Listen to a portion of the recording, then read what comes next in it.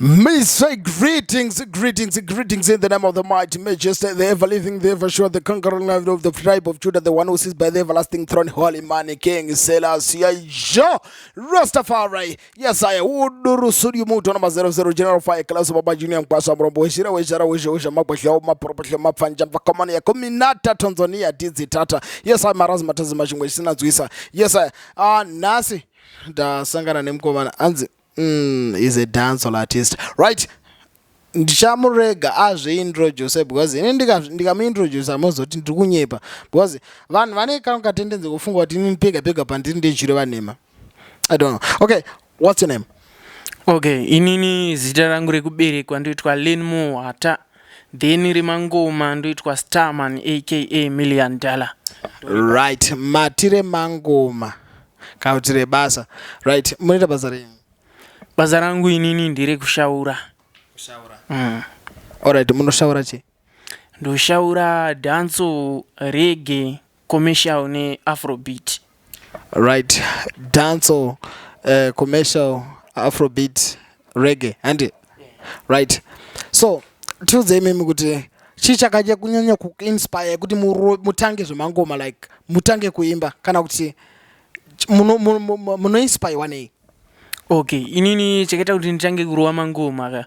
Munongoziva tiri vapfana kwakuna na Wingy D, ana King Labashi, nana Sniper ndo vanhu vatakangokura tichiteerera. Saka vanhu ivavo muthrough mukuteerera mangoma ndo vakaita kuti tizoita shunge kuti but inini zviri kuitwa nevakoma ndokwanisa kuzviita zvinhu izvi. Ndibva ndati regai ndimbotraya.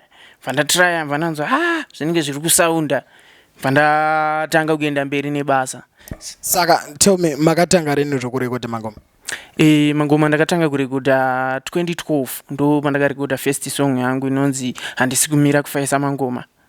And this, I think this song handisi kumira kufaisa mangoma, I think it's not for the first time kunzwa song inonzi handisi kumira mufaisa mangoma. Alright, makairekota kupi? Song iyi ndakairekota kune mukomana inzi Daklama. Angariwe Intelligence Music ndiye akarekota song iyi. Daklama we Intelligence Music. Right, that's why ndambokutaurira kuti it's not for the first time kunzwa muchitaura zvamuri kutaura izvo because ndakambosangana nayo song yacho. Maibata? Amutadze kusangana nayo because song iyoyo payakatobuda takatoitenderedza mumastreets zvekudaro zvekuti vanhu vakabva vatanga kutoziva kuti uyu ndiye Starman wacho uyu. Vanhu vachitotanga kutosimbisa mangoma tibva tatotanga kutoenda kumberi chichiruwa mamwe mangoma. Starman, tell me, right? Song iyi yakarira mumastreets. Anditi?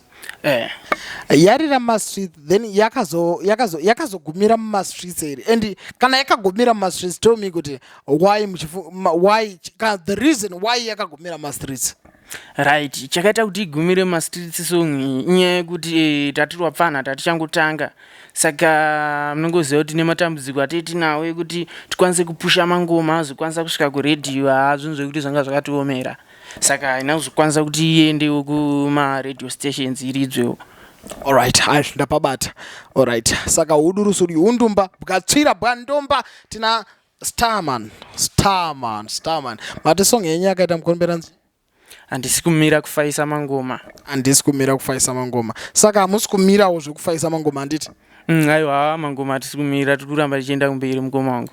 Right, so ndiudzai kuti pamunotsvaga matitles ekuimba, munotsvaga matitles song yapera here kana kuti munotanga kunyora song. Alright, tisati tasvika ikoko ndinoziva kuti munonyora here masongs kana kuti munonyorerwa then moimba? Aiwa, inini masong ndonyora ndega then ndozoimba mangoma angu andii ndanyora. Saka muri munyori muri muimbi. Yeah, because vanhu havanzwisise because pane munyori kune muimbi zviriko, kune munyori kuzouya muimbi. So kune vanhu vanoimba but vanyorerwa kana kuti vawana something chiri written, kuzouya vanhu vanotanga vanyora vozoimba. So imi muri munyori muri muimbi. Ichokwadi? Aiwa, ichokwadi ichocho, ndiri munyori ndiri muimbi futi. Right, so Starman, tell us zvanga zvakamira sei muindustry mangoma, like kana kuti zvakatomira sei right now mune challenges apa muri sangana nawo right now? Yeah, right. Ma challenges atiri kusangana nawo pamwe pacho ndekuti pamwe pacho unotoenda kustudio zveshuwaka unorekodha song ende song unotorekodha neshungu uchitoti song yangu da kuti ite sei, da kuti itenderere mugeto ende kupi kumastations, but pamwe pacho manje vanhu vatiri kushanda navo maproducer pamwe pacho nama-upcoming artist vanongoita zvezvingoti chero mfanhu auya nemari tatora mari taisa mari pakanaka tarekodha song achangouya achitora song yake, but inini shungu dzangu dzinedzi dzekutoti inini song iyoyo yandarekodha producer anofanira kunge achipushawo ichikwanisa kutozonoriwo kana kuma-radio stations. Right, satasvika ikoko mune management here so far? Inini so far management handina. Right, amuna management. Alright, ko chichakakumisa kuti muite management? Mukona futi tikudzoka futi paya penyaya yemaproducer management iriko mazuva ano zvinotoninetsa kuti munhu anotokuaproacha utoti ndikuda kuti ndishande newe ndite manager wako, but munhu iyeye anozotanga kuti ufanira kutanga wandibhadhara kuti ndite sei nditange kukumaneja, saka ndisinganyatsoziva kuti ndo mafambiro azvo here kana kuti panenge pachitokanganiswa ipapo. Already kuti kunotori nevanhu vanouya vachiti ndiri kuda kukumaneja so tanga wandibhadhara kuti ndigokumaneja. Ndofunga mungozvinzwa as guys musati approach mutaudzira kuti tipe mari tigokumaneja. Azviko muri kuti azviko kamgoma ndimuri kuti azviko? Aiwa izvozvo hazviko because kana ndifanira kunge ndina manager management ndeyekuti tikwanise kutobatsirana tichisimudzirana kuti tiite sei tiendese basa kumberi. So tell me, imimi munotarisira management yakaita sei, munotarisira kuapproacha nemunhu akaita sei wamunoti uyu ndoda kuti aite manager wangu? Mune zvamunotarisa here pamunhu kana akasvika achiti shamwari tinoda kuti tishande tese, ndoda kuti ndinge ndiri manager wako tishande tese? Ipapo tinotarisa zvinhu zvakati wandei zvekuti munhu auya achinda approach anditi auyawo nepfungwa dzekuti kuona inini ndandichifunga kuti isusu tikashanda tese tichidai so ndokubatsirawo kuti paunenge wakuendawo kustudio tongobatsirana kuti unge uchiita se mari yacho inenge ichikwanawo kuti unokwanisa kurekodha ukoko, then ochitsvagawo mamwe malingi ekuita kuti anoita kuti music yedu isusu yeite sei iende kumberi. Ndo type zvinhu zvatititsvaga izvozvo. So shungu dzenyu saartist muda kusvika papi? Inini ndotoda kutosvika pekupedzisira panonzi apapa ndo kumberi kwacho kwekumberi ndokwandienda. No kumberi kwokumberika, kana mukati kumberi kwokumberika munogona kumislead audience because kumberi kwokumberika kumberi kwokumberi ndekupiko kune kwatiwa kuseri kwegova. Alright, it's okay, but ndoda kuti ndizoti kumberi kwokumberi kwamuri kutaura mune malevels ape muri kutaura. Alright, regai ndipe example yekuti artist wamuri kushuvira kuti ndikasvika palevel raartist uyu zvinenge zvakuita ndepa?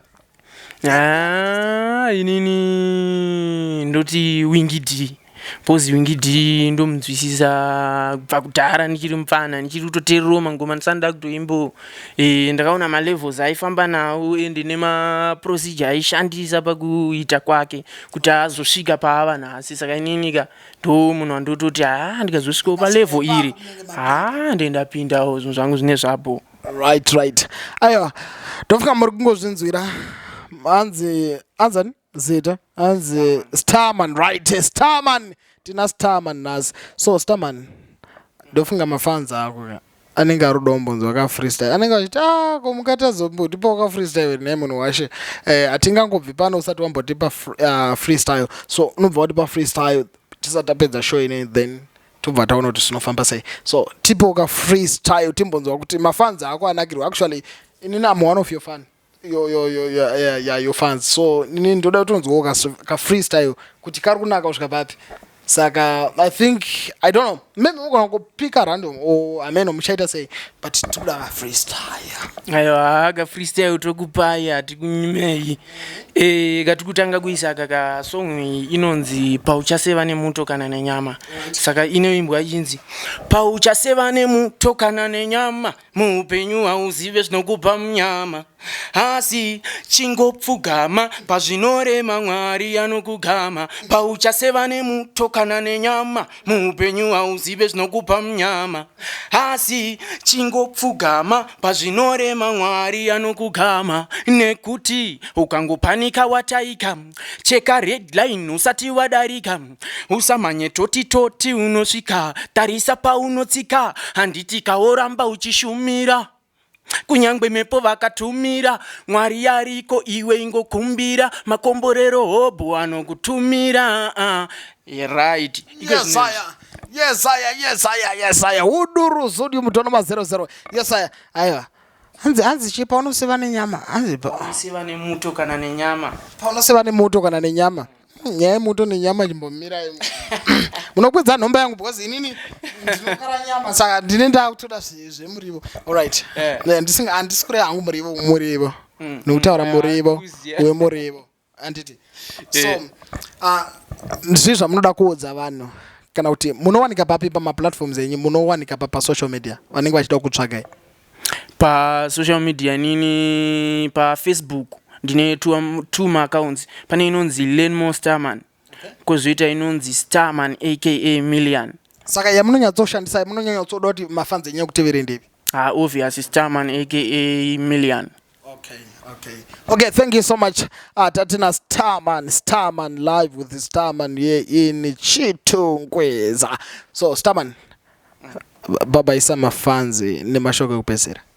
Aiwa ndinoti mafanzi babai rambai makatarisa ma social platforms atakupai ayo endai ipapo muchino subscribe muchasangana nezvinyuwani zviripo ipapo tine mangoma manyuwani akawanda zvisingaite ma message songs saka tarisirai mangoma iyayo. All right, thank you so much. My name is General Fire Klaus Baba Junior. Kwasha mpropoishira wizara wizho makwesha maproposho mapanja pa komone kumina tatozonia titata marazi matazi machungwa chisina nzwiza. Yes, I. Franganga.